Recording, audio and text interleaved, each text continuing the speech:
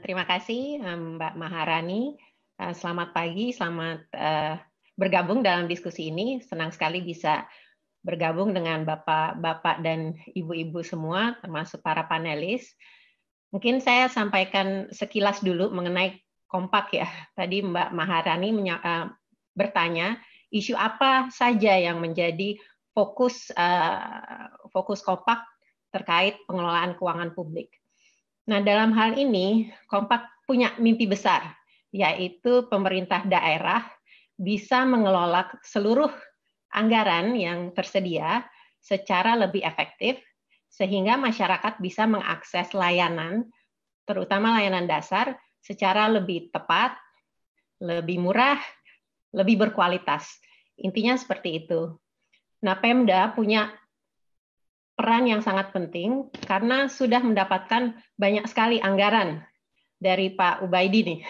Dari Kementerian Keuangan sudah menyediakan berbagai instrumen fiskal untuk pemerintah daerah menjalankan penyelenggaraan pelayanan dasar. Namun kami dari Kompak melihat ada beberapa tantangan. Jadi dalam melihat seluruh permasalahan, Kompak mencoba menggunakan kacamata Pemda dan masyarakat, Bapak Ibu sekalian. Jadi kita udah tahu banyak sekali rantai permasalahan yang terjadi, tapi kami coba fokus pada hal-hal yang paling mendesak dihadapi oleh pemerintah daerah dan juga oleh masyarakat. Nah, antara lain yang akan saya sampaikan, pertama adalah keragaman kapasitas pemerintah daerah sendiri. Gitu. Jadi kapasitas pengelolaan keuangan kan tidak sama rata di seluruh daerah. Ada yang sudah canggih, ada yang masih struggle gitu. Maka Kompak berupaya untuk memperkenalkan berbagai tools untuk mempertajam analisa dan penyusunan anggaran. Ini bersama Pak Taufik nih dan teman-teman di Bappenas. Contohnya ada perangkat yang namanya Sepakat untuk menyusun anggaran yang lebih propur, lebih mendukung penyelesaian masalah kemiskinan. Contoh penggunaan Sepakat ini ternyata sangat bermanfaat di masa COVID juga, Bapak Ibu sekalian. Jadi saya ambil contoh dari Sumbawa, di mana pemerintah daerah tersebut sudah fasih menggunakan Sepakat, sehingga ketika ada seruan untuk revisi realokasi APBD, pemerintah Sumbawa bisa melakukan revisi dengan sangat cepat. Bahkan mereka lolos di tahap pertama. Jadi tadi sanksi yang disebut Pak Misbah itu, penundaan DAU, tidak terjadi pada Pemda Sumbawa. Karena Pemda Sumbawa berhasil mengajukan revisi APBD tepat waktu dan sesuai dengan apa yang menjadi persyaratan untuk revisi realokasi APBD. Jadi itu salah satu contoh permasalahan yang dihadapi oleh pemerintah daerah. Ada juga masalah mengenai pemahaman mengenai berbagai instrumen yang sudah disediakan. Kan ada DAK, ada DID, ada DAU, ada Otsus buat Aceh dan Papua, ada dana desa. Ternyata daerah juga masih perlu mensortir yang mana dimanfaatkan buat apa.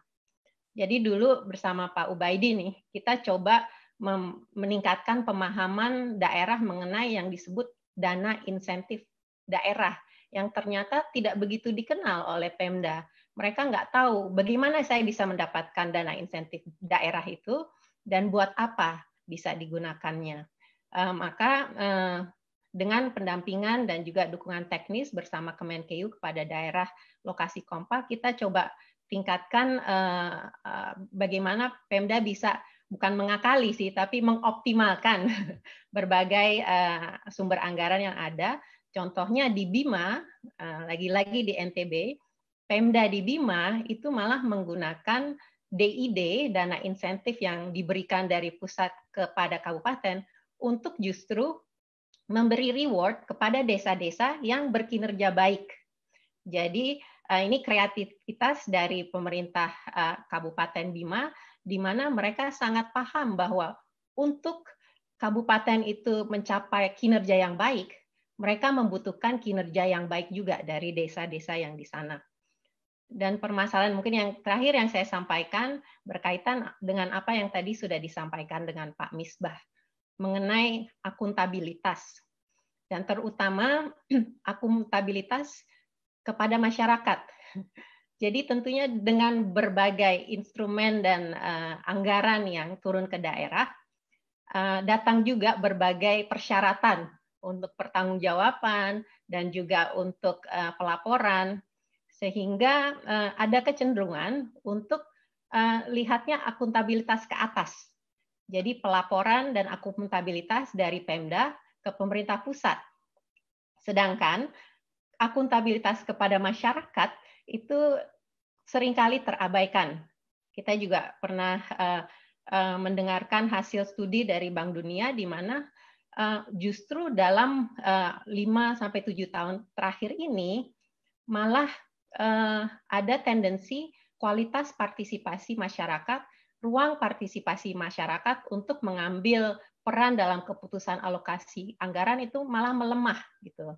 Jadi di situ kami bersama dengan teman-teman di Seknas Mitra, Pak Misbah dan seluruh jajarannya mencoba memperkenalkan, menguji cobakan cara-cara baru seperti yang tadi sudah disampaikan Pak Misbah. Jadi pertama literasi dulu gitu pada masyarakat. Bagaimana masyarakat itu bisa membaca, mengkritisi anggaran yang diimplementasikan di desa dan mencari cara-cara untuk gimana BPD sebagai wakil masyarakat itu bisa memfasilitasi suara masyarakat dalam keputusan-keputusan terkait anggaran. Dan ini menjadi amat sangat penting di era COVID ini. Dan terakhir juga adalah pengaduannya itu sendiri, posko pengaduan. Jadi ini sangat penting untuk menyampaikan umpan balik dari masyarakat kepada supradesa, tapi juga sebagai wadah untuk kembali lagi ke masyarakat. Dari masukan yang kami terima, ini loh yang sudah selesai. Ini yang kita bisa tuntaskan bersama di level masyarakat. Tapi ada sebagian yang nanti akan dibawa BPD dan dibawa oleh kepala desa kepada supradesa di kecamatan dan juga kepada OPD di tingkat kabupaten. Mungkin itu sedikit sharing dari kami mengenai permasalahan yang kita lihat di daerah-daerah kompak dan bagaimana kita coba mengatasinya. Terima kasih, Mbak Maharani.